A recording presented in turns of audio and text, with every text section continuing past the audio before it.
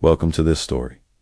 I invite you to pause for a moment and breathe, because what you're about to hear isn't just about a bird or a cage. It's about you, me, all of us. What if the only thing keeping you trapped was your own mind? This is a story about love, healing, and the quiet power of letting go. Let's begin. Elian lived on the edge of a quiet village where the days passed like drifting clouds. He was known as the garden keeper, a man of few words and soft footsteps. In the center of his garden stood a beautiful glass aviary. Inside lived a dove, silent and still. Every morning, Elian brought her food and whispered old songs, but she never sang back. She hadn't flown in years. One evening, a stranger arrived, a woman named Mira, an artist seeking peace. She rented the small guest room beside Elian's garden. On her first morning, she saw the dove. "Why is she in a cage?" she asked. "She's safer there," Elian replied, eyes down. The sky wasn't kind to her. Myra stared through the glass, or maybe she just forgot how to fly.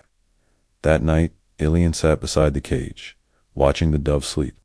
He felt something stir in his chest, something he had buried long ago. Myra stayed. She painted the garden, the trees, and always the dove. Over tea, she told Elian stories from her travels. He listened. He smiled. Sometimes he laughed. What happened to her? Mira asked one morning.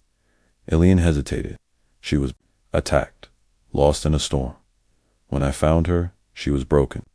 I kept her safe. Myra looked at him, gently. But has she healed? I don't know, he said. Maybe I haven't. They sat in silence. That night, Elian dreamt of open skies and feathers falling like snow. He woke with tears in his eyes. The next day, Mira left a small note by the aviary. Love protects, but it also frees. The heart cannot bloom in glass. Elian stared at the note for a long time. That evening, with trembling hands, he unlatched the cage door but didn't open it fully. He just left it unlocked. The dove didn't move. Myra watched from a distance, her heart heavy. That night, she found Elian staring at the stars. "I lost someone," he said quietly. "She was free. Wild, I tried to hold her. She left anyway." Mira reached for his hand. Letting go doesn't mean losing.